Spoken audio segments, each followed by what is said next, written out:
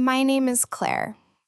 I'm 35 years old and live in a small town near Seattle. I work at a bakery. Every morning, I bake bread, serve coffee, and smile at customers. People greet me. They ask how I'm doing. I feel noticed there. At home, it's a different story. I've been married to Mark for 8 years. We used to be close. We cooked together, watched old movies, and laughed at silly things. He used to bring me flowers, hold my hand, and kiss my forehead before bed. Now, the house is quiet. Not peaceful, just empty. Mark works late. He comes home, eats quickly, stares at his phone or laptop, then goes to bed. He doesn't ask how my day was. He doesn't even look up when I speak. Last week, I made his favorite lemon cake. I lit 2 candles. I played our old playlist, the one we used to dance to in the kitchen. When he came in, he said, "Smells good," and sat down. I asked, "How was your day?" He said, "Busy." He didn't ask about mine. He didn't say thank you. After dinner, he opened his laptop. That night, I cried in the bathroom. Not loud sobs, just quiet tears. The kind that fall when your heart feels invisible. Mark doesn't yell. He doesn't hurt me, but his silence does. It's heavy, like a weight that grows every day. I remember asking him, "Do you think we're okay?" He shrugged. "We're just tired." But I wasn't just tired. I was lonely. One Saturday, I asked if we could go for a walk by the lake. The sun was out. I packed sandwiches. He said, "I have to finish something for work." So I went alone. I sat on a bench, watching ducks float across the water. A couple nearby held hands and laughed. I didn't feel jealous, just distant, like that kind of love belonged to someone else. At work, I felt more alive. A regular customer, Mrs. Elwood, once said, "Claire, you have kind eyes, but they look so tired lately." I smiled weakly. She added, "Don't forget to take care of yourself, dear. Even gentle souls deserve to be seen." Her words stayed with me. That evening, I looked in the mirror. My hair was messy. My smile was faint. I whispered, "Love shouldn't feel like this."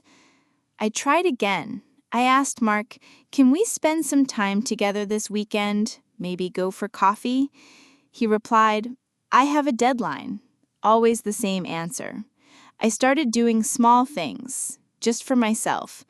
I wore the red sweater he once liked. I got a haircut. I even painted my nails. He didn't notice.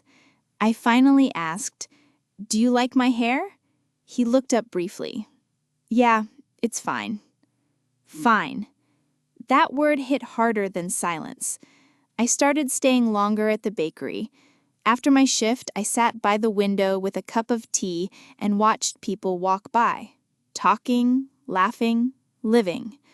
One evening, Mrs. Elwood invited me to the weekend market.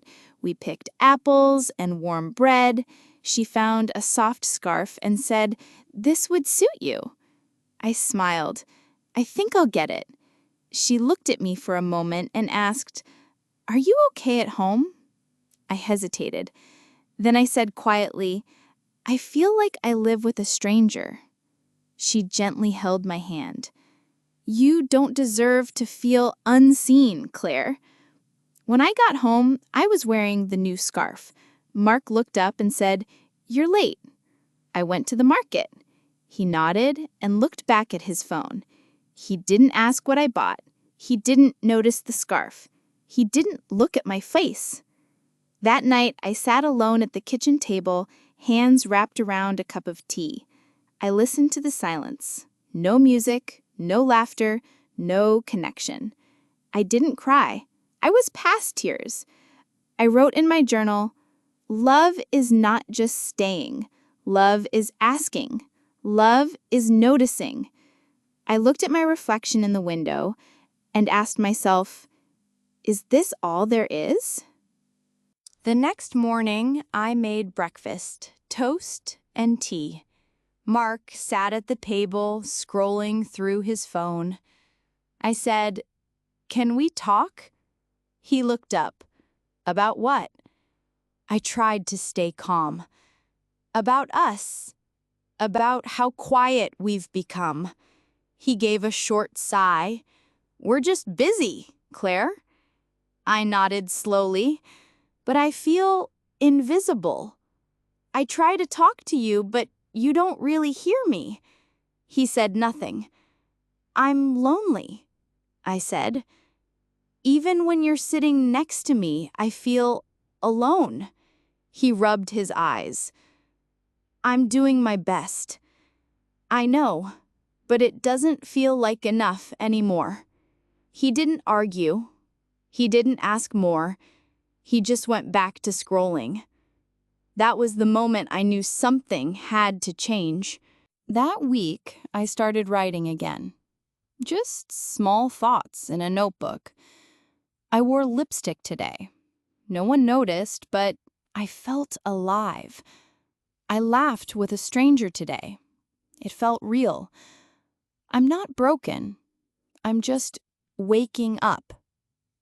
At the bakery, a little girl gave me a crayon drawing. It was a smiling sun and the words, "To Claire." That one piece of paper meant more than all the quiet dinners at home. I signed up for a weekend art class. I hadn't painted since college. I wasn't very good, but I didn't care. The brush in my hand felt like freedom. One evening after class, a woman said, "You look lighter these days." I smiled. "Thank you. I think I feel it too." A week later, I packed a small bag and told Mark, "I'm visiting my sister for a few days." He said, "Okay." No questions, no, "I'll miss you," just, "Okay." On the train, I sat by the window and watched the trees blur past. I saw families traveling, couples talking, people holding hands. I felt something stir inside me. At my sister's house, I was greeted with warmth. She hugged me tightly, we made tea and talked late into the night. She didn't try to fix anything, she just listened. Before bed, she handed me a soft blanket and said, "You're loved, Claire. Don't forget that." That night, I slept peacefully. I didn't wake up with a heavy chest. I didn't feel like I had to explain my sadness. The next morning, I walked around her neighborhood. I passed a small cafe, went inside and ordered coffee. I sat near the window and watched the world move around me, people laughing, talking, living. I thought, I want this. Not the noise, not the people, just the feeling of being awake, of being seen. When I got home 2 days later, Mark was on the couch. Same place, same screen. He looked up briefly and said, "Hey." I said, "I'm back." He nodded. That night, I sat across from him and said, "Mark, I need to say something." He paused and looked at me. "I feel alone in this marriage. I know you're busy. I know you care in your way, but I don't feel it. Not anymore." He looked uncomfortable. "I didn't know you felt that way." "That's the problem," I said. "You didn't ask." "He never meant to hurt you," he said. "I know, but it still hurts." We sat in silence. Then I said, "I need space. I need time to think." He nodded, quietly. I stayed with Mrs. Elwood for a few nights. She made soup. We sat by the window and talked. I told her I was scared. Scared of change, scared of being alone. She smiled gently. Sometimes staying is scarier than leaving. Her words stayed with me. 1 week later, I came home, packed my things, and told Mark, I'm moving out. He asked, Are you sure? For the first time in a long time, I said, Yes, I'm sure.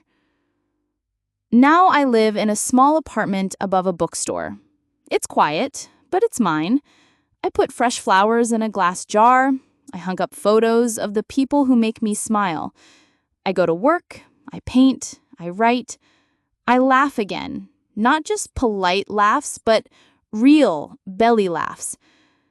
I remember who I am.